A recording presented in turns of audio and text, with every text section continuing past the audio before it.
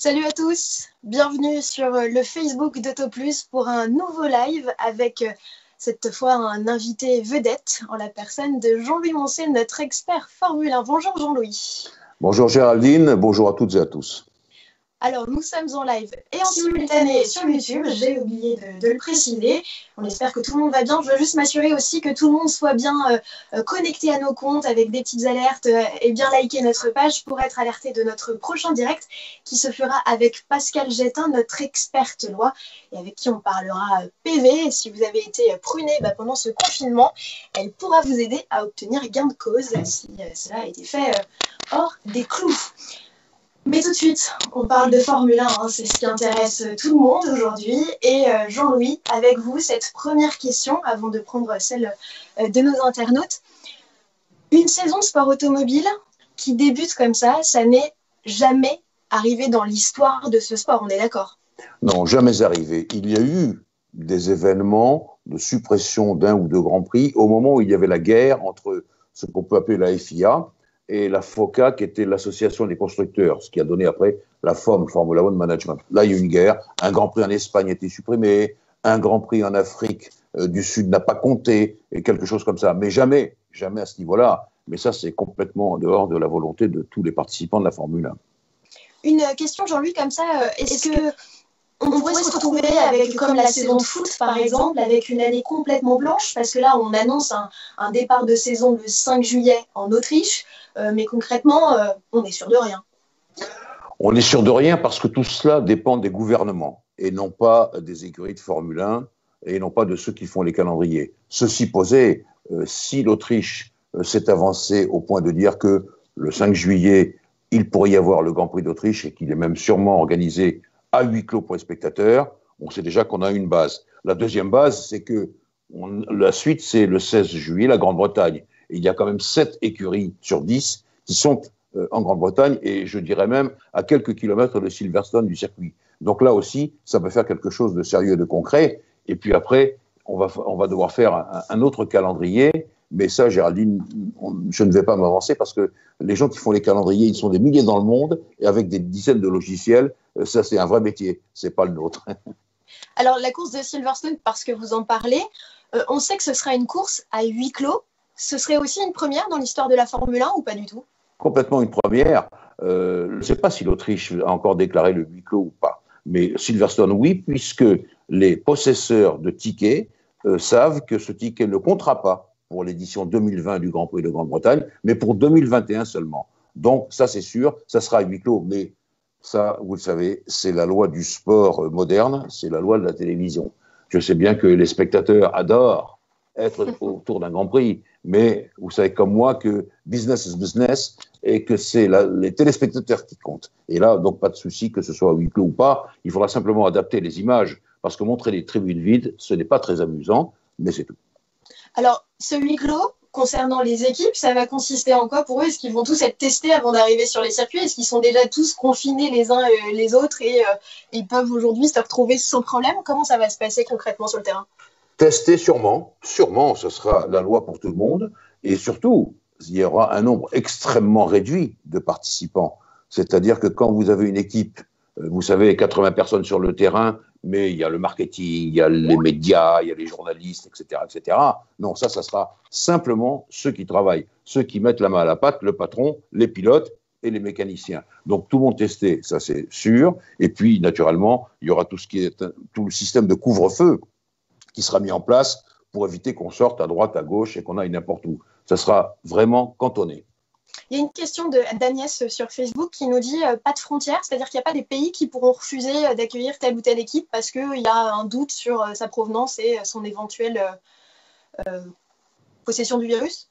Oui, je pense que ça, c'est impossible parce que contractuellement, ça ne se fera pas. Ça sera une obligation d'accepter ou pas. Si le Grand Prix de Hongrie, tout d'un coup, se met à refuser l'équipe McLaren parce qu'elle vient de Woking dans le Surrey et non pas de Silverstone, ou que Ferrari est dit ça se peut pas. Là-dessus, il y a un contrat qui est fait et donc on accepte ou on n'accepte pas. Et je ne crois pas qu'il y ait de différenciation sur ce plan-là. Les frontières n'ont jamais existé vraiment pour le sport. tout le sport quel qu'il soit. Donc, on ne va pas commencer à en faire là maintenant, malgré effectivement les perspectives de pandémie, qu'est-ce qui va se passer, etc. Non, je pense que là, si un Grand Prix accepte, il aura signé contractuellement le fait qu'il accepte tout le monde. Jean-Louis, d'annuler comme ça une course, est-ce que ça coûte beaucoup d'argent et à qui? Est-ce que ça coûte aux promoteurs? Est-ce que ça coûte aux équipes? Alors, il y a deux façons d'envisager les choses pour les promoteurs. Le premier facteur, c'est est-ce que c'est eux qui déclarent qu'ils ne feront pas le Grand Prix, auquel cas leur assureur ne fonctionnera pas, parce que c'est eux qui ont déclaré ça. Mais si c'est le gouvernement, ou peu importe l'autorité du pays, qui dit non, on ne peut pas faire le Grand Prix, là, les promoteurs peuvent se retourner vers leur assureur. Ça, c'est parce qu'il y a d'énormes assurances et réassurances autour du Grand Prix, parce que ça fait quand même des sommes d'argent importantes qui se chiffrent en dizaines de millions d'euros. La chose qu'il faut bien voir là-dessus, Géraldine, c'est les deux facteurs. Le facteur argent direct, qui est par exemple celui que Franz Tost, le patron d'AlphaTauri, c'est-à-dire ex-Toro Rosso, a dit, nous, un Grand Prix supprimé, ça nous coûte 2 millions d'euros. Voilà, on perd 2 millions d'euros. Ça, c'est une somme. Mais en revanche, Franz Tost disait, il y a une deuxième face à la pièce, il y a le recto et le verso, mais ça, on en parlera sûrement. Ça nous permet d'étaler les projets 2020 et 2021, puisque la nouvelle réglementation sera en 2022, mais ça, on va en parler avec vous. Alors, une question, c'est de Bruno, qui nous dit, est-ce que économiquement, la F1 est rentable sans spectateurs? Oui, complètement, parce que les droits télé couvrent énormément de choses. Je dirais que, sans être vulgaire, les spectateurs, c'est plutôt le bonus pour l'organisateur, plus tout ce qu'il y a autour comme animation. Évidemment, vous savez que c'est un grand cirque qui se déplace. Il n'y a pas seulement que les acteurs, hein. Il y a aussi les clowns, il y a tout ça. Donc, c'est tout un ensemble. Et ça, bien sûr, il y aura moins d'ambiance, effectivement. Mais qu'est-ce que vous voulez faire? Si le huis clos est obligatoire pour avoir un Grand Prix, on n'hésitera pas à adopter le huis clos, c'est sûr. Cher Kevin, on a déjà répondu à cette question de la saison blanche. Je passe à la suivante. Combien, Jean-Louis, un championnat doit-il comporter de courses pour s'afficher en tant que tel dans la lignée des championnats du monde? Alors là, c'est très amusant parce que le règlement est écrit, il faut 8 courses. Mais ça, c'est depuis longtemps qu'il faut 8 courses. C'était à l'époque où 8 courses, ça représentait grosso modo la moitié du calendrier. 16 courses, ou peut-être même 15 ou 14. On en est resté à 8 courses, et alors que maintenant, normalement, on devrait avoir 22 courses. Le calendrier était prévu comme ça. C'est assez amusant de voir ça. C'est à 8 courses. Voilà, c'est obligatoire. La barre est là. Mais je pense justement, je vais être optimiste tout de suite, je pense que si on démarre le 5 juillet ou le 16 juillet, on peut avoir les 8 courses, sans aucun problème. Très bien. Une petite question cette fois autour de ce fameux calendrier dont on a parlé tout à l'heure. Aujourd'hui, Liberty Media table sur entre 15 et 18 courses, sachant qu'il y en a beaucoup qui ont été annulées et d'autres qui vont être reportées. Jean-Louis, là aujourd'hui, on parle d'un calendrier entre juillet et décembre. Est-ce que ça vous semble tenir? Est-ce qu'à votre avis, on va pouvoir le faire ou est-ce qu'il va falloir un peu couper dans les effectifs? La position la plus réaliste, c'est de dire qu'il y aura 14 ou 15 courses. Mais de toute façon, ça, vous savez comme moi que c'est un problème de météo et de climat. Il est bien certain qu'on pourra, si la Grande-Bretagne démarre le 16 juillet, par exemple, on pourra tenir le Grand Prix de Hongrie, le Grand Prix de Russie, le Grand Prix de Singapour aux dates prévues. Ça, ce n'est pas un problème. On ne peut pas prévoir en décembre, ou même fin décembre, un Grand Prix en Hongrie ou en Russie, parce qu'on serait sous la neige. Donc ça, c'est pas possible. Pareil pour le Canada. Ça, ce sont le Canada, par exemple, c'est maintenant, il faut le faire. Ou on le fait cet été, on se débrouille, ou on le fait pas du tout. Idem pour Monaco ou Bakou, parce qu'à chaque fois, ils font construire le circuit avant de faire démarrer quoi que ce soit. Et ça, c'est des Grands Prix annulés complètement à Monaco. On va pas dire tout d'un coup aux habitants de Monaco, tiens, on va faire le Grand Prix en septembre ou en octobre. Non, il y a des choses qui se passent en même temps. Donc ça, c'est impossible. Bakou, c'est un peu pareil. Même s'il n'y a plus de discipline et plus d'autorité, je dirais, à Bakou, ça ne serait pas la même chose. Si on tient ce calendrier à partir du 16 juillet, on tiendra Singapour. On peut mettre un Grand Prix, plusieurs Grands Prix cet été. Il y avait les vacances, il n'y a plus de vacances. Et vous avez vu que Barcelone a dit qu'ils étaient d'accord pour organiser un Grand Prix à n'importe quelle date. Et Hockenheim vient de se mettre sur les rangs pour aussi organiser un Grand Prix d'Allemagne. Donc, vous voyez qu'en plus, il y a de la demande. Donc, c'est ça qui est important, c'est que finalement, on va pouvoir le faire. Le seul vrai souci, Géraldine, le seul vrai souci, c'est de caler les voyages. Voilà, caler les voyages, c'est compliqué parce que, toujours pareil, pour une question je dirais de climat, on peut très bien grouper beaucoup de Grands Prix en décembre. On peut en faire 2 à Bahreïn, on peut en faire 2 à Abu Dhabi. Et au Brésil, on peut faire également. On peut aller jusqu'en novembre au Texas, à Austin, pour également faire les Grands Prix. Donc, tout doucement, on va se déplacer vers, je dirais, vers l'hémisphère sud, jusqu'au moment où on peut même arriver à Melbourne. Parce qu'à Melbourne, si on dit un Grand Prix juste avant Noël, c'est l'été, quasiment. Et donc, on va faire le Grand Prix. Vous voyez ? Donc, il faut se caler, il faut déplacer l'ensemble de la masse, Europe, Moyen-Orient, Océanie, pour avoir toutes nos dates. Et bien entendu, l'Amérique du Sud. J'ai oublié de vous dire le Brésil. Le Brésil, c'est toujours ces dates-là. Parce que la logistique, on le rappelle, c'est pas on déplace un petit container à droite et un petit container à gauche. C'est une grande famille, quoi. Alors, rappelez-vous, 2018, on avait eu 3 Grands Prix. C'était assez perturbant, mais on avait eu 3 Grands Prix d'affilée, 3 week-ends d'affilée. Je crois que c'était France, Autriche, je pense Grande-Bretagne. On avait pu faire ça. Ça marche. On n'a pas testé cela, c'était les Grands Prix européens. On n'a pas testé cela avec les 7 ou 8 747 cargos qui transportent toute la Formule 1. Évidemment, je vous l'ai dit au début déjà de notre entretien, ça sera caler les voyages qui sera le plus compliqué pour les équipes et les logisticiens. Car les logisticiens, c'est vraiment un métier. Pour eux, là, ils ne vivent plus. Et probablement qu'on se demande qu'est-ce que font les équipes en ce moment. Je peux vous dire que les logisticiens, ils travaillent H24, 7J. Jean-Louis, une question conjointe de Flocon et de F1 Actu sur le fil Facebook qui nous demande si les écuries ne vont pas se retourner vers Liberty Media, si voilà, il n'y a plus de spectateurs, si le huis clos devient la norme, voilà, n'y a-t-il pas un risque que les promoteurs et les diffuseurs TV se retournent contre Liberty Media? Ça va être très compliqué. Vous savez, il y a déjà au moins 2 bataillons d'avocats là-dessus.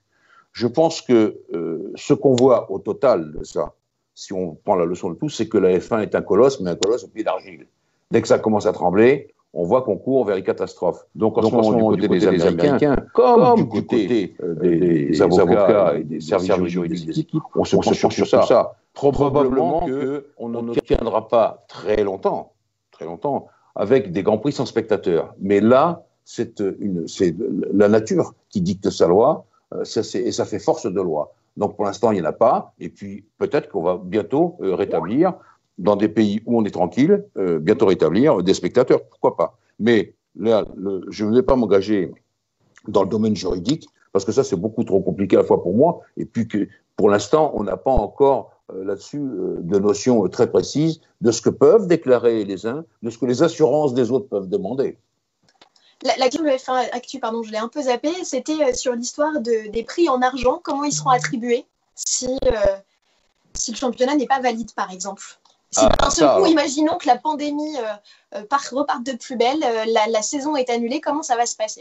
Alors là, pas de saison, une saison blanche, complète, et je pense que beaucoup d'écuries boiront la tasse. Seuls pourquoi pas, mais As également, pourquoi pas non plus, c'est des écuries faibles, ça, il faut s'en souvenir. Donc, ça peut jouer là-dessus.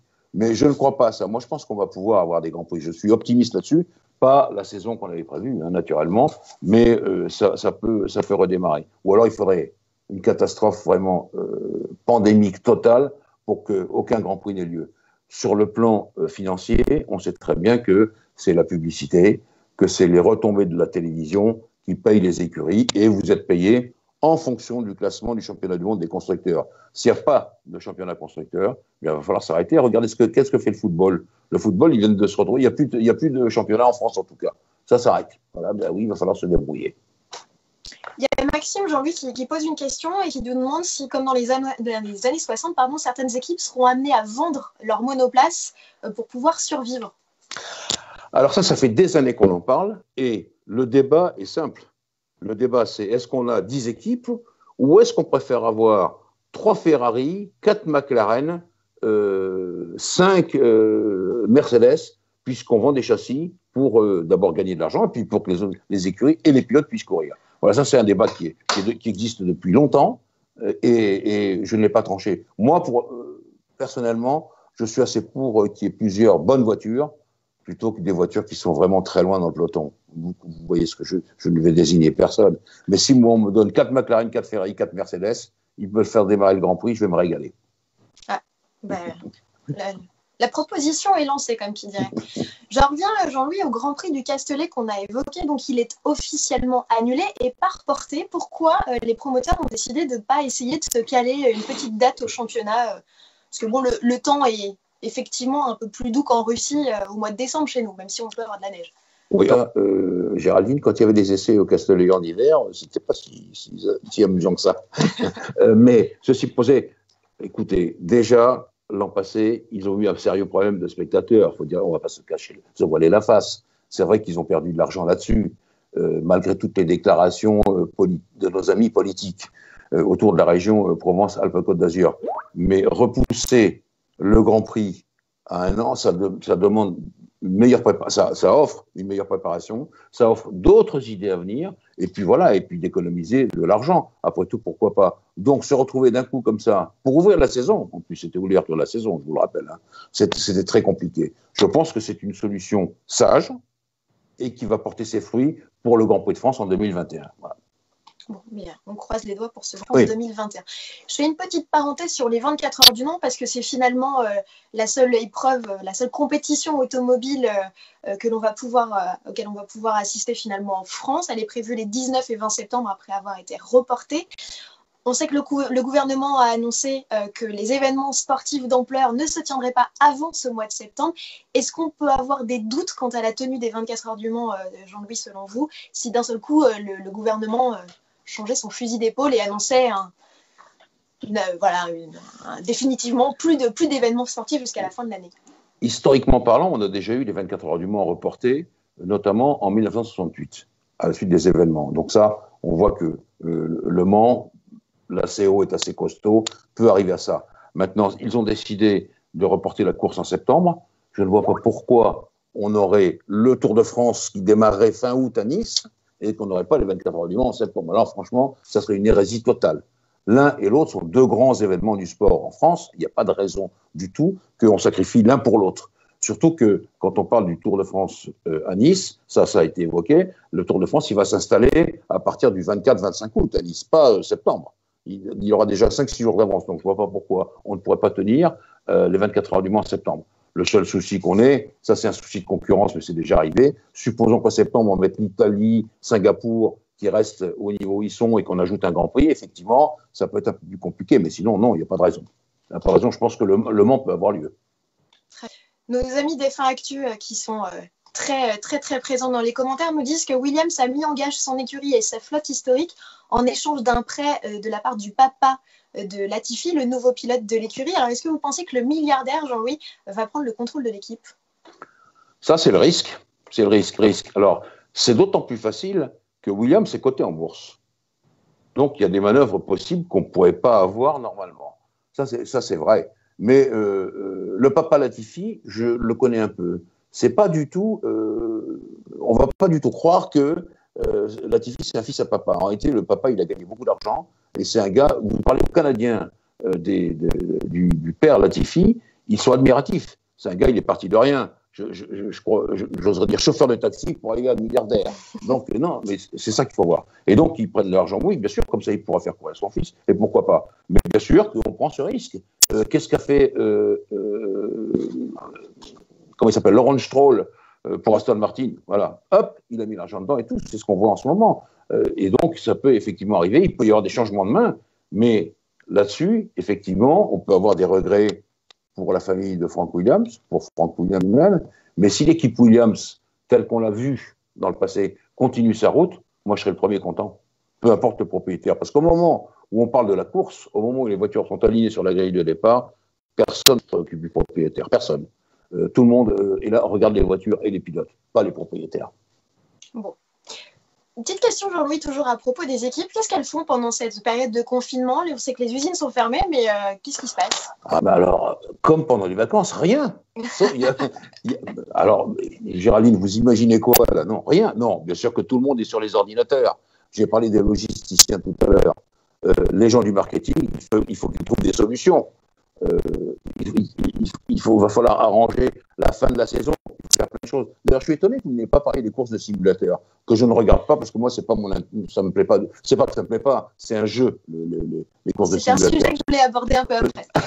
C'est un jeu, mais c'est pas la course avec les risques que ça comporte. Donc, j'en ferme la parenthèse. Voilà, tout le monde travaille et les ingénieurs aussi. Et ça, tout à l'heure, je vous ai parlé de Franz Stoss qui disait que un Grand Prix qui sautait, qui lui coûtait 2 millions d'euros, en tout cas à son équipe, eh bien là, lui, il a dit, mais la bonne chose, c'est qu'on va pouvoir préparer 2022 tranquillement. Vous savez que cette année, 2020, c'était en même temps courir 2020, avec des nouveautés sur les voitures, et préparer 2021, le tout nouveau règlement. Là, il y a un an de plus. Et donc, on va pouvoir se débrouiller un peu mieux. Et c'est ça qui fait que, sur le plan de qu'est-ce que font les équipes pendant le shutdown, ils sont sur les ordinateurs et ils réfléchissent à tout ça. J'ai vu passer une question, alors attendez, je ne bougeais pas, je la retrouve. C'était à propos, donc toujours de ce confinement. Je vais la retrouver, mais c'est pas grave, on va passer à autre chose. Du coup, il y a finalement pas beaucoup de personnel au chômage technique, puisqu'il en est par exemple de tous les mécanos qu'on voit sur la pit lane. Eux, pour le coup, ils sont... À moins qu'ils s'entraînent, je ne sais pas. De toute façon, ils ne s'entraînent pas puisque les écuries les équipes sont fermées, les motoristes également. Eux, bien sûr, ils peuvent être au chômage partiel. Et puis, très sincèrement, Géraldine, moi, je serais à leur place. Alors, vous allez dire que vous êtes bien prétentieux, c'est vrai, mais il y a 22 Grands Prix. Il y avait 22 Grands Prix de prévus. Alors, ils peuvent passer quelques week-ends chez eux, ces garçons-là. Je pense que ça ne les dérangera pas du tout. Bien sûr qu'il leur manque l'action, comme elle nous manque à nous, mais tout de même, il faut qu'ils se reposent. Et puis, de toute façon, eux aussi, ils sont sur les ordinateurs. Parce que pendant que on prépare les voitures, on construit les voitures, enfin, on les planifie, eux, ils planifient des choses aussi. Les chefs d'équipe, ils savent très bien les difficultés qu'ils ont eues l'an passé. Ils savent très bien qu'à la place de X, il faudra mettre Y à la roue arrière gauche, et toute cette chose-là. Non, mais c'est que du concret, mais ça se fait sur ordinateur, voilà. Et ils font comme vous et moi, ils se parlent. Imaginez, Jean-Louis, que la FIA décide d'imposer un budget pour la fin de saison aux équipes pour que, entre guillemets, tout le monde soit sur un même pied d'égalité ou je ne sais quel autre aspect économique. Alors ça, on n'y est pas encore, mais on va sûrement l'aborder. C'est le problème avec Ferrari. Non, je ne pense pas. Alors ça, en revanche, sur plein de décisions, la FIA maintenant a quasiment les pleins pouvoirs. Et quand je dis la FIA, je parle à Jean Todt. Je pense à lui.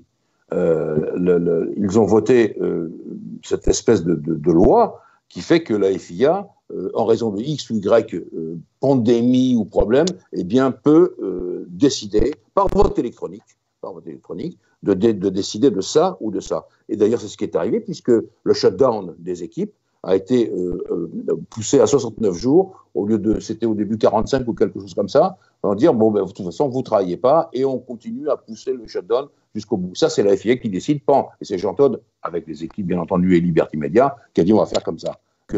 Donc, décider des budgets, c'est possible. Mais comme ça, sur cette saison qui n'est pas encore commencée, cette saison 2020 qui n'est pas encore commencée, non, ça, c'est trop tard. Il fallait le faire avant. Tous les aspects, tous les nouveaux aspects aérodynamiques, tous les développements qu'on a pu voir à Barcelone en début de saison, on va forcément les voir là sur la fin d'année. C'est une question de Flocon encore qui nous dit il n'y aura pas de développement prévu pour l'année prochaine, pour le coup. Non, pour l'année prochaine, il n'y a pas de développement prévu puisque le règlement est repoussé. C'est ça qu'il faut bien voir. Mais bien sûr que sur les ordinateurs, ils pensent tous à des développements. Mais ce qu'on a vu à Barcelone, bien sûr que ça va fonctionner. Est-ce qu'on va le voir en Autriche ou en Grande-Bretagne? Ça, on verra. Mais pour l'instant, ça va être là. Après, comment dirais-je, les évolutions vont continuer également. Vous savez bien qu'on ne peut pas avoir la même voiture pour le Grand Prix d'Autriche que la même voiture pour le Grand Prix d'Italie. Elle est fondamentalement différente avec les ailerons, l'appui aéro, etc., etc. Donc, bien sûr que là-dessus, on va continuer à travailler et qu'on va en même temps préparer ce nouveau règlement de 2022 maintenant, puisque la nouvelle voiture, la nouvelle réglementation de la F1 entrera en fonction en 2022. Nos confrères de Sport Auto nous demandent si les pilotes continuent à travailler et à s'entraîner. Bien, alors il y a deux choses. Il y a l'aspect physique, et ça, ils le font tous. Que ce soit Gasly, Ocon, pour parler ou Grosjean de nos amis français, ils sont tous sur les poids et haltères et les barres parallèles, si je peux m'exprimer ainsi. Mais sinon, ils jouent alors, il y a Panis a une équipe, Charles Leclerc est très en pointe sur son simulateur. Il a même gagné des courses. Il gagne des courses, mais donc eux, ils s'amusent pour l'instant-là. Mais ils ne perdent pas de vue qu'il faut vraiment faire les choses bien et arriver au premier Grand Prix en disant ah non, l'hiver a été difficile. Non, là, il faut que le premier Grand Prix, je crois que c'est Ocon qui a dit ça, il n'y aura pas de joker. Il n'y aura pas de joker. Il n'y a pas de dire bon, moi, je me rattraperai à la course prochaine. Non, non, là, ça va compter tout de suite, tout de suite. Pourquoi il y a certains pilotes, Jean-Louis, qui se sont mis sur le e-sport et d'autres pas du tout, comme Lewis Hamilton, par exemple, dont on n'entend pas du tout parler depuis le début du confinement ou assez peu? Alors, les simulateurs, on sait très bien que ça fait partie de la vie des pilotes. OK. Mais faire des courses en simulateur, ça, c'est une autre paire de manches. Je pense que ça n'intéresse pas du tout Lewis Hamilton, ce genre de confrontation. Non, mais c'est vrai, ça intéresse Charles qui est plus jeune, bien sûr, et puis qui s'amuse, et puis qui a chez lui l'installation qu'il faut. Peut-être que Lewis, il n'a pas l'installation qu'il faut. Peut-être que son frère l'a. Peut-être qu'il l'a, et il n'a pas envie de participer à ça. Craint-il peut-être les pilotes très chevronnés qui, pour le coup, les pilotes virtuels très chevronnés qui gagnent des courses? Alors, est-ce que je vous ai raconté l'histoire du Grand Prix, non pas du Grand Prix de France, l'histoire du Stade de France, où le sponsor avait mis en lice le meilleur spécialiste de la, alors je veux dire le PlayStation, je ne sais pas si c'est ça, mais le PlayStation, et naturellement, il a été opposé, vous savez, c'était des courses parallèles organisées par Michel Mouton et Frédéric Johnson, et ils ont mis ce pilote en haut, et naturellement, il était le plus fort du monde sur la PlayStation. Au premier virage au Stade de France, il était sur le béret, enfin, il était sur le toit. Donc, ça, faut voir. C'est pour ça que je pense que des garçons comme Charles Leclerc qui réfléchissent à ces choses-là, eux, ça les amuse parce que c'est leur époque. Je pense que, comment dirais-je, Vettel ou Hamilton, c'est moins leur époque. Et alors, si je vous parlais je sais pas, d'Alain Prost, si vous direz non, t'es gentil, je vais aller faire du vélo. Un petit aspect, avant de reprendre les questions de nos lecteurs qui arrivent en nombre, une petite question autour des pneus, Jean-Louis. On sait qu'il y a eu des problématiques sur la fabrication des pneus puisqu'ils sont faits en Italie et que le confinement a impacté la production. Est-ce qu'il y a un risque de pénurie? Alors, ça, Pirelli a déjà répondu. Non seulement parce que les pneus, vous parlez d'Italie, mais ils sont faits aussi en Turquie. Il y a une grosse production. Et que finalement, bon, bien sûr qu'il y aura la gamme prévue. On sait qu'il y a C1, C2, C3, C4, C5. Mais là-dedans, si on décide que pour certains Grands Prix, très peu carnivore pour les pneus, et bien on fera C3, C4, C5, voilà, et bien on peut les adapter à tout le monde. Là, on va, je dirais, généraliser la fabrication des pneus pour qu'il y ait à chaque fois les pneus qu'il faut pour chaque course. Mais de toute façon, Pirelli a déjà prévu qu'il n'y aura pas de problème de ce côté-là. Je me dirige vers les commentaires pour aller voir ce qu'ils se posent comme question. Et je vois une question notamment autour de Renault. Est-ce que le constructeur va maintenir sa participation au championnat dans les années à venir, vu les difficultés que rencontre actuellement le groupe? C'est une question de Rémi. C'est un peu inquiétant, c'est vrai, parce que vous rappelez-vous, dans nos entretiens précédents, avant le début de la saison, et même à la fin de la saison passée, on s'inquiétait. Je ne peux que vous répéter ce que j'avais dit alors. Faire de la Formule 1 pour un grand constructeur, c'est une décision absolument stratégique. Si tout d'un coup on arrête cela, ça veut dire qu'on va dans une autre direction. Je ne sais pas, mais effectivement ça peut arrêter. Parce que les finances, elles, on voit bien que le chef comptable de la maison, en l'occurrence d'ailleurs c'est une directrice financière qui est la patronne intérimaire, elle regarde ça de près. Elle sait ce que ça coûte. Mais normalement, pour l'instant, il n'y a pas d'alerte sur ce plan-là. Renault n'a pas dit tiens, non, ça ne va pas pour nous, etc. Au contraire, ils étaient plutôt optimistes. Donc, on va bien voir. Moi, je leur fais confiance. Mais attention, ça va être très, très difficile. Mais il n'y a pas que pour Renault, d'ailleurs. Il y a pour nombreux constructeurs ou les sponsors, parce qu'on n'a pas beaucoup parlé des sponsors, mais les sponsors, ils apportent leur quote-part extrêmement importante dans bien des cas. Et ces sponsors, ou bien ils vont être en colère parce que finalement ils ne sont pas affichés, on ne les voit pas, ou bien eux aussi, ils ont des difficultés financières, ils ne vont pas payer comme ils le doivent. Et que Ferrari quitte la F1, c'est un coup de bluff? Alors là, on en a pour 2 heures. Alors, je vais vous raconter l'histoire. Non, alors Ferrari, je dirais que Ferrari, c'est le seul constructeur parmi les constructeurs qui font des voitures de sport qui peut se permettre de ne pas courir. Parce que maintenant, Ferrari, malgré la pandémie actuelle, on continue à vendre des Ferrari. Donc, ils sont tellement planétaires, Ferrari, maintenant. C'est une telle religion, je dirais, une telle communauté, Ferrari, que bon, ça continue. Ils n'ont pas obligé. Mais je crois qu'ils aiment quand même la compétition. Et alors, pour en revenir à Ferrari, qui n'est pas content, alors, quand j'ai débuté dans le sport automobile, à Sport Auto, en 1971, Gérard Combat, qui était le rédacteur en chef, téléphonait dans tous les sens parce que Bernie Ecclestone avait décidé qu'on allait finalement réduire la consommation d'essence. Vous voyez que ça remonte à loin, 71. Et que finalement, il fallait faire ci, ça, ce qui, à Maranello, ils avaient bien compris, supprimer les moteurs 12 cylindres. Donc Enzo Ferrari lui-même était monté au créneau. Et vous savez que quand Enzo Ferrari monte au créneau, ça ne rigole pas du tout. Après, il y a l'histoire des moteurs turbo, où il a dit, finalement, on va aller aux États-Unis. Ça sera d'ailleurs dans le prochain Topus, je raconte cette histoire. C'est celle des NART qu'on a fait en podcast, c'est ça? Pardon? C'est l'histoire des NART qu'on a fait en podcast? Non, ça c'est quand il était en colère. Si, c'est un peu ça. Il était en colère contre les FIA et contre l'Automobile d'Italie. Ah, vous voulez que j'ai des voitures rouges? Eh bien, elles seront blanches et bleues. Oui, c'est Enzo Ferrari aussi. Mais au moment des turbos, il était toujours vivant, Enzo Ferrari. Et finalement, à la signature des accords Concorde, ils sont venus, et Bernie Ecclestone et Jean-Marie Balès, qui était le président de la FIA à l'époque, ils sont venus, oui, on va arranger ça comme ça, etc. Ils avaient encore obtenu gain de cause, parce que lors d'une visite privée de la Scuderia, où j'étais à Saint-Marin, enfin autour du Grand Prix de Saint-Marin, ils avaient oublié de ranger un plan géant à l'échelle 2 tiers, un 2 tiers, qui était une voiture. Alors tout le monde s'est arrêté, lui. Mais ça, c'est une voiture pour Indianapolis, enfin pour le kart. À l'époque, ça s'appelait le kart. Hein. Alors, Marco Piccini, mon Dieu, ils ont oublié de ranger ce plan. Rangez-moi ce plan.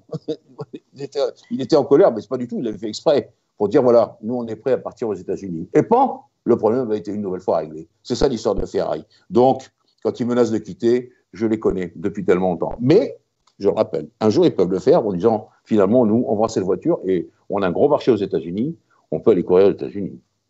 Après tout, pourquoi pas? Ce ne serait que, finalement, un retour un peu en arrière, comme ils l'ont fait dans le passé. Puisqu'on est chez Ferrari, il y a eu pas mal de rumeurs autour de Sébastien Vettel avec des réductions de salaire, puis finalement qui partirait, etc. Est-ce que vous pouvez nous éclairer un peu, Jean-Louis, sur tout ce qui s'est passé autour des pilotes dans la Scuderia? Alors, c'est sûr que la saison qui s'est écoulée, la saison 2019, a montré qu'il y avait des différences entre Charles et Sébastien, que j'aime bien tous les deux.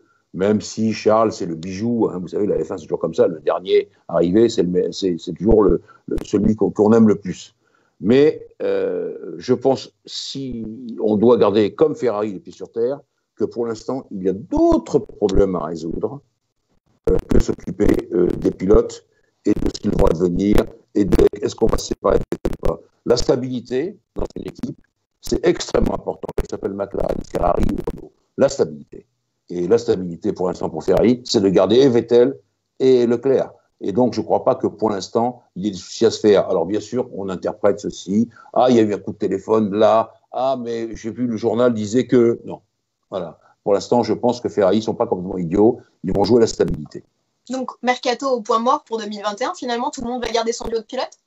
Qu'est-ce que vous voulez faire? Déjà, on va voir ce que va donner la saison qui, je l'espère, va démarrer le 5 ou le 16 juillet. On va voir ce que ça va donner. Après seulement, on sera en mesure de... Dans tous les contrats, il y a toujours des clauses léonines qui disent s'il y a une pandémie, par exemple, telle clause de contrat sera changée ou telle autre. Donc, il faudra attendre la fin de la saison.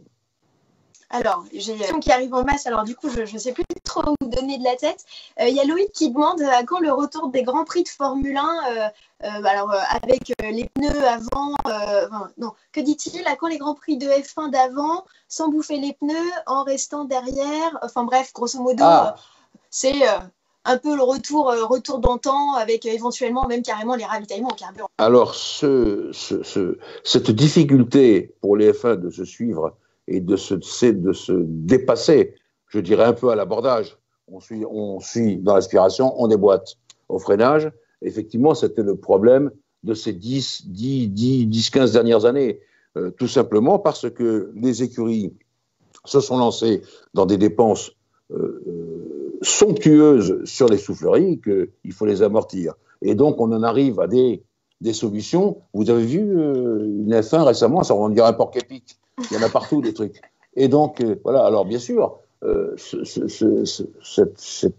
lecteur ou cet auditeur doit se dire, mais moi, je préférais ce qu'il y avait avant. C'est vrai, les voitures étaient bien plus faciles pour se dépasser. C'est pour ça qu'on a fait ce règlement 2021 qui arrivera maintenant qu'en 2022, pour essayer que ça soit vraiment plus facile de dépasser sans perturber les pneus, sans les manger en 2 temps 3 mouvements, et qu'on puisse dépasser, je veux dire, non pas facilement, mais avec la vraie vitesse normale. Je suis meilleur au freinage, je passe. Voilà. Récemment, je me rappelais du Grand Prix de France, le 1er juillet 79, où Jabouille a gagné devant Gilles Villeneuve. Jean-Pierre Jabouille devant Gilles Villeneuve. Eh bien, Jabouille, il y avait déjà un problème de pneus. Il voyait bien que ce que Villeneuve faisait devant lui, puisque Villeneuve avait pris un meilleur départ, avec ses pneus, et lui qui voyait bien comment se comporte une voiture et tout, il avait dit, il n'ira pas au bout avec ça, il sera obligé de ralentir, c'est là que je vais le dépasser. Et c'est ce qui s'est passé. Est-ce que, Jean-Louis, tiens, parce qu'on est sur des souvenirs, il y avait une question qui demandait quel était votre meilleur souvenir d'un Grand Prix? Alors non, je vais tout de suite vous répondre. J'ai un meilleur souvenir et un souvenir terrible. Le souvenir terrible, vous le savez, je commentais la mort de Senna, le 1er 1994, voilà. Alors ça, on peut faire, vous et moi, un jour, on racontera tout ça. Il y avait eu avant, j'ai fait un podcast récemment pour vous sur les derniers moments entre Senna et Prost, puisque c'était redevenu ce qu'ils étaient au tout départ, finalement. Peut-être pas amis, mais très proches l'un de l'autre. Et puis l'autre, c'est quand Prost a été champion du monde en 1986. Parce que c'était Prost, c'est vrai, mais parce que le Grand Prix avait été tellement étourdissant, tellement formidable, que finalement, des Grands Prix comme ça, c'était un thriller. Voilà, c'était le titre de tous les journaux australiens. Thriller in Adelaide. Et c'était vraiment, personne n'aurait pu imaginer un scénario pareil. Eh bien, c'est un scénario qui est arrivé comme ça, après moult et moult rebondissements. Si je vais faire de la publicité pour Autoplus, c'est mon prochain papier, c'est ça, c'est les plus beaux Grands Prix. Alors, je parle de Fangio en 57 au Nürburgring, je parle évidemment de Stewart en 68 au Nürburgring, mais je parle aussi de ce Grand Prix d'Australie 1986, qui a été vraiment un truc étourdissant. Je parle aussi de Donington 93, la course de Senna sous la pluie, par exemple. J'en oublie. Tant qu'on est dans la série Hommage, est-ce qu'on peut en faire un à Stirling Moss, qui était le champion sans couronne? On avait fait un beau dans le numéro d'Autoplus qui est paru il y a quelques semaines. Alors, Stirling Moss, le champion sans couronne, finalement, cette formule s'adapte à d'autres pilotes aussi. Alors, bien sûr que Stirling a été le premier parce que c'est lui qui a remporté le plus de victoires. Mais vous pourriez dire cela de Ronnie Peterson, vous pourriez dire cela de Jackie Hicks. Ce que moi j'ai toujours aimé chez Stirling Moss, en dehors de sa carrière, c'est l'homme qu'il était. Et souvent, dans les épreuves historiques, comme j'en ai fait, les 1000 ou d'autres rallyes de cet acabit, on disait de Stirling Moss, non, c'est pas le champion du monde, c'est le plus vieux pilote du monde en activité. Parce qu'il adorait conduire. Et même 3-4 ans avant qu'il ne disparaisse, qu'il quitte ce monde, il conduisait encore sa Mercedes 300 SLR avec laquelle il a gagné les 1000 milles. Il adorait ça. Et c'est pour ça que c'était quelqu'un de sympathique. Je rappellerai aussi que je l'ai interviewé bien des fois. Je me rappellerai de 2 phrases. La première, c'est les Ferrari avaient des gros moteurs très bons et des bonnes boîtes de vitesse, des moteurs très puissants, mais en tenue de route, les Maserati étaient bien meilleurs. Voilà, hop, il avait réglé le compte directement. Ça, c'était à l'inauguration, quand Ferrari a racheté Maserati, finalement, c'était à l'inauguration de l'usine. Il était là en invité vedette, naturellement. Et puis l'autre, c'était sa devise. Dans la course automobile, il y a les drivers et le racer. Il y a les pilotes et les guerriers, si je peux tourner ça comme ça, ou les vrais techniciens, mais les compétiteurs, les gars qui accrochent. Et lui, il était vraiment un racer. Il n'a jamais lâché prise dans son pilotage. Et finalement, ça c'est un peu la vie, notre vie à tous. Il y a des injustices terribles. Il aurait dû être 2 ou 3 fois champion du monde, Stirling Moss, dont 58. 58, vous vous rendez compte qu'il gagne 4 Grands Prix. Hawthorne en gagne un seul, et c'est Hawthorne qui est champion du monde. Et en plus, c'est Stirling Moss qui l'a aidé en tranchant un problème au Portugal où les organisateurs n'étaient pas du tout d'accord avec ce qu'avait fait Hawthorne rouler en sens inverse de la course pour sortir d'un échappatoire. Et c'est Moss qui l'a défendu. Et voilà, et il s'est fait coiffer au Grand Prix du Maroc juste après. Et c'est Osborne qui était champion du monde, une victoire. Et Moss en avait 4. Voilà. Je sais que vous n'aimez pas trop ce genre de questions, Jean-Louis, mais est-ce que pour vous, il y a un pilote qui prend le pas sur tous les autres, qui a, par sa carrière, par ses victoires, a ce palmarès incroyable et le meilleur, entre guillemets, si je peux dire ça comme ça, ils sont tous bons, ce sont les meilleurs, on le sait, mais voilà, est-ce qu'il y en a un qui se détache pour vous? Difficile. Alors, justement, toujours pareil, j'ai légendé une photo récemment, Schumacher et Moss.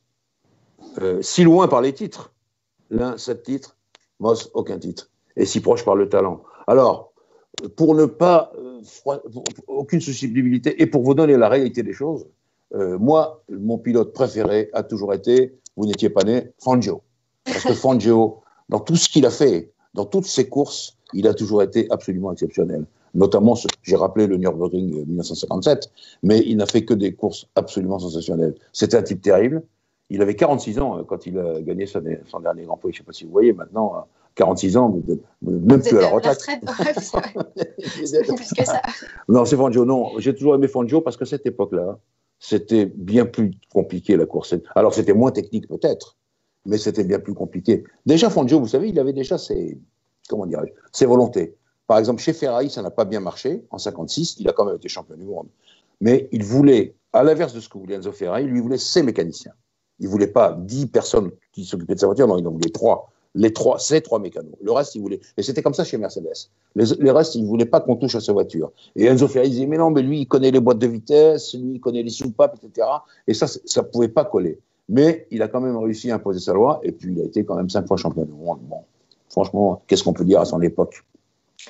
Je reviens sur notre sujet principal qui était la pandémie de coronavirus avec cette question d'Olivier qui dit quel est le plus beau Grand Prix européen à voir. Alors là, sur la saison qui reste, il n'y en a plus beaucoup, mais Silverstone peut-être? Ah, alors j'en donne 2.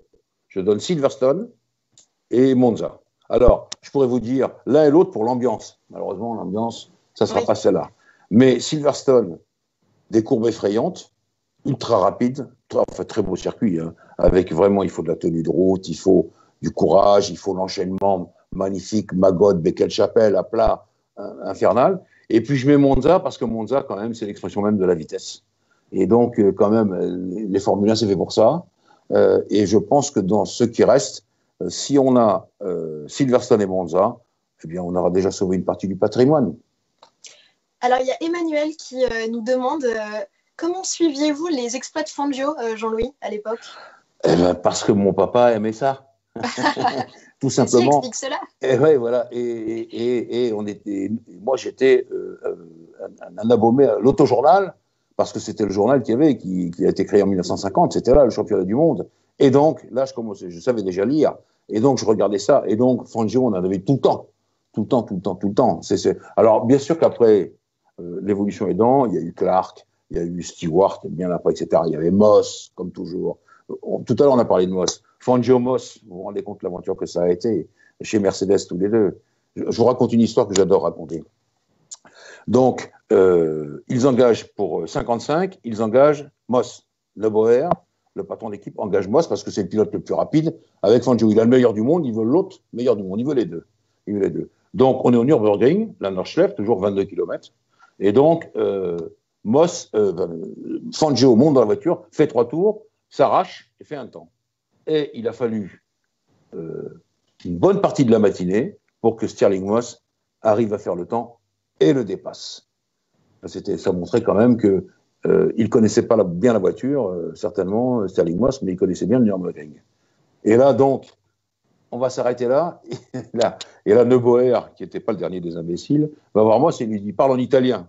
Va voir Fangio, et il lui parle en italien, que de toute façon, ce que Moss ne comprend pas. Vous voulez faire quelques tours encore, Fangio? Comment donc? Bien sûr que je vais leur faire. Et bon, il remonte dans la voiture, il fait 3 tours et il bat Moss. Et là, il se range sur le bas-côté, hein, il s'arrête. Là. Et là, c'est 3 mécaniciens, je vois les 3 mécaniciens, avaient cueilli des petites fleurs sur la berme et lui donnent un cadeau. Voilà. Wow, c'est sympa. L'une de ses plus belles récompenses. Voilà. Fangio, c'est ça aussi. Bravo. Jean-Louis Maxime nous pose la question suivante. Est-ce que nos copains de Canal+ et des autres médias en général auront accès au Grand Prix et pourront nous proposer du contenu spécifique sur les manches à huis clos? Alors là, vous me faites un peu peur. Je vais vous dire pourquoi vous me faites peur. Parce que certainement, on a dit que les journalistes n'iraient pas. Et je pense que les commentateurs n'iront pas non plus. Et ça, il n'y a pas mieux pour donner à une chaîne qui a besoin d'argent, une chaîne commerciale, l'idée que il n'y a pas besoin qu'on déplace les commentateurs, ils n'ont qu'à rester à Paris, tous les instruments qu'il faut pour commenter la course. Et ça ne me plaît pas, parce qu'au bout d'un certain temps, on perd quand même le contact, on perd l'habitude des choses, on perd cette ambiance qui vous entoure quand vous êtes sur un Grand Prix, et qui est un autre pareil, c'est ce que je reproche d'ailleurs aussi aux simulateurs, il n'y a pas l'ambiance. Quand vous êtes à Melbourne, vous êtes à Monza, ou en Belgique, et en France, partout, il y a une ambiance autour de ça. Et là, vous perdez rapidement le fil parce que vous n'avez plus ces petites infos qui font les grands commentaires et les grandes performances. Et puis finalement, si on se branche dans le fil de la F1, on a tous les mêmes questions, les mêmes réponses aux questions. C'est ça, c'est ça. Il n'y a Exactement. plus de sujet à part entière. Je vois que vous êtes une journaliste convaincue, puisque de toute façon, oui, bien sûr, non, mais ça c'est vrai, c'est vrai. Qu'est-ce qu'on a vu? On a vu deux choses à Melbourne cette année. On a vu que c'était donc Formula One Management qui posait des questions. Oui. Dans toutes les questions qui ont été posées à tous les pilotes, il n'y a pas eu une question disant est-ce que vous êtes sûr qu'on devrait vraiment être là parce que les tabloïds australiens nous massacrent tous les jours en disant qu'on ne devrait pas être là. On n'a jamais posé la question. Comment est l'asphalte? Qu'est-ce que si, qu'est-ce que cela? Et c'est ça la crainte. C'est que si on n'a plus ces questions-là, c'est comme ça. Déjà avec la télévision, vous avez un pilote qui donne ses interviews, donc il y a au moins 12 micros, donc tout le monde a les mêmes questions et les mêmes réponses. C'est très agaçant à la fin. Donc c'est ça qui m'inquiète dans cette histoire de journalistes et de commentateurs qui ne pourraient pas se rendre sur les Grands Prix. C'est la voie du pouvoir, malheureusement. Une petite question, Jean-Louis, par rapport à Flocon qui nous dit est-ce que vous pensez que la pandémie aura un impact sur la renégociation en cours des accords Concorde? Et si vous pouvez nous préciser ce que sont les accords Concorde? Voilà. Les accords Concorde, c'est ce qui régit tout ce qui tourne autour de la Formule 1 et les accords, je dirais, d'un bout à l'autre, techniques, monétaires surtout et financiers. C'est ça qui est important dans les accords Concorde, avec tout ce que la réglementation implique.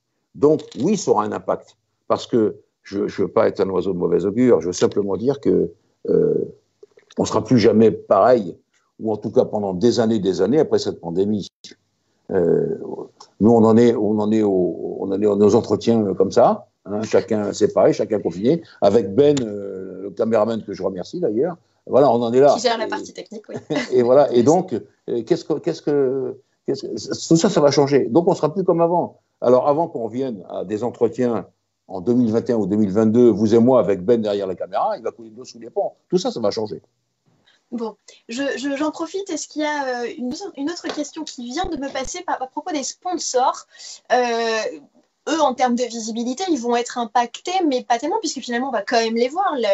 Tout va être diffusé, même si on ne va pas montrer les tribunes vides, on va quand même les voir à l'image.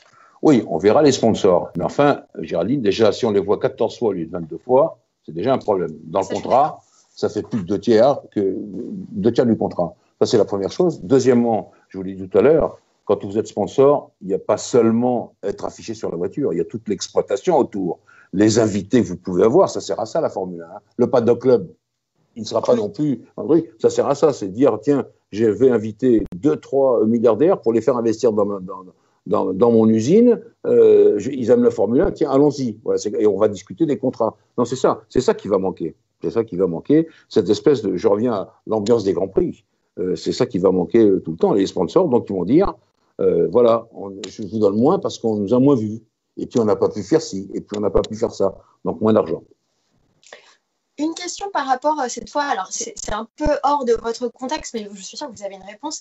Audi, qui vient de se retirer du DTM à cause de la pandémie, justement. Est-ce que le constructeur est investi en Formule 1, mais pourquoi il n'en est pas en Formule 1? Trop coûteux, problème d'image? Le DTM, on pense depuis longtemps qu'il avait du plomb dans l'aile.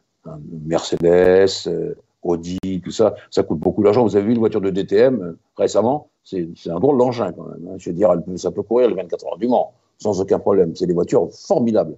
Donc ça coûte beaucoup d'argent. Et de toute façon, Audi, ils sont comme Renault, comme Mercedes, ils vont vendre moins de voitures, beaucoup moins de voitures. Donc il faut commencer à réfléchir à l'avenir. Est-ce qu'on va faire des coupes claires dans nos budgets? Oui, bien sûr. On a évoqué ça tout à l'heure pour Renault. Eh bien, on supprime, ben voilà, on arrête le DTM. Après tout, le DTM, c'est une notion purement allemande. Nous, on veut être un constructeur international, et c'est vrai que Audi comme Mercedes, ils veulent être sur le marché mondial. Ça ne nous sert pas à grand-chose. On arrête ça. Et c'est comme ça que ça va. Et peut-être faire une deuxième équipe en Formule électrique, pourquoi pas? Pourquoi ne pas venir en Formule 1? Ça, c'est une autre paire de manches. Ça, c'est la maison Volkswagen, Audi, etc. Ça, c'est eux les faire venir en Formule 1, c'est un autre problème. Ça, c'est alors, je reviens à ce que je disais tout à l'heure pour Renault. Ce sont des décisions stratégiques. Et là, il y a des gens en haut qui visent ça. On prend cette décision, stratégie ou pas, on verra. À propos de Formule I, Jean-Louis, est-ce que vous avez la saison a pour eux aussi été sacrément écourtée, puisque voilà, il y a eu quelques manches. Et est-ce que vous avez des infos sur la suite des événements sur cette manche-là? Est-ce qu'ils reprendront finalement au mois de novembre pour une nouvelle saison et là arrêter ce qui se passe? Pardon. Alors le point crucial pour la Formule électrique, c'est sa propre conformation. Ils veulent faire des circuits en ville. Ils ont des circuits en ville. Et donc c'est en ville qu'il y a le plus de probabilité d'avoir du Covid-19 à tous les étages. Et donc ça crée un vrai problème pour eux. Quand vous allez loin dans la campagne faire une course, sans spectateurs, après tout, ça on peut. Silverstone, je veux dire, sans spectateurs, ben pourquoi pas on organise la Formule électrique sur le petit circuit de Silverstone. Il y a différentes configurations. Silverstone, on peut faire une course de Formule électrique, sans spectateurs aussi. Mais eux, ils veulent, c'est leur rôle, c'est leur règle, c'est ce qu'ils veulent, c'est le centre des villes. Donc il va falloir attendre que tout ça s'ouvre. Ils ont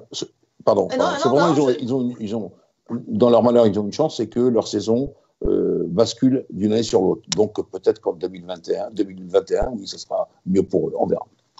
J'avais une question tout à l'heure que j'avais oubliée et je viens de la retrouver. C'est à propos des grands prix, des circuits homologués en sens inversé, ce qui est le cas de Silverstone. Qu'est-ce que vous pensez de cette initiative de dire, tiens, pour une fois, on ne va pas rouler dans le sens des aiguilles d'une montre, mais dans le sens inverse? Oui, alors là, tout est fou. Si vous êtes homologué dans le sens inverse, c'est bon. Alors, bien sûr que il faut être gradué 1 pour avoir la Formule 1. Donc, je vous rappelle d'ailleurs qu'il y a un nouveau circuit qui est connu, qui s'appelle Portimão au Portugal, qui est homologué au Formule 1 maintenant. Tourner à l'envers, ça c'est une autre paire de manches. Alors très sincèrement, je préférais qu'on ait deux grands prix dans le bon sens, au même endroit, mais dans le bon sens. Tourner à l'envers, bon, bien sûr qu'on peut toujours imaginer des choses, mais je ne sais pas si c'est vraiment réaliste. En revanche, je le répète, faire deux grands prix coup sur coup au même endroit, c'est ce que l'Autriche voulait un peu d'ailleurs.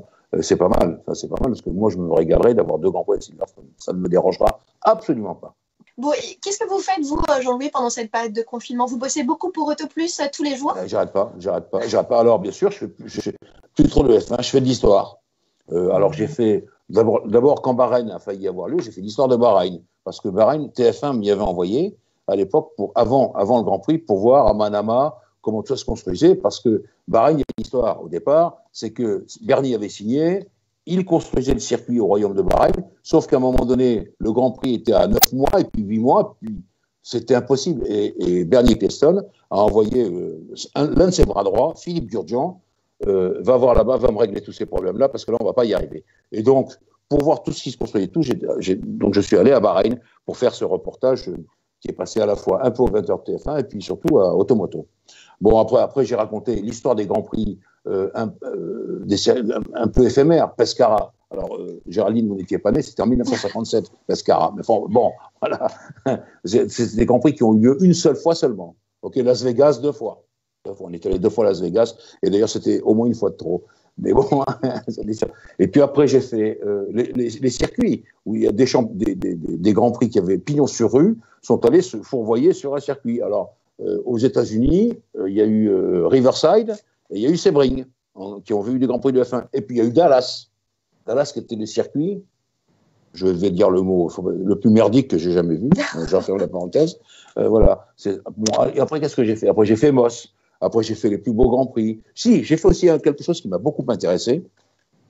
C'était quand la F1 s'en mêle. Parce que la F1, Bon, bien sûr qu'elle sert à faire courir les gens, les voitures, etc. Mais elle ne fait pas que ça. De temps en temps, elle rend des services inestimables.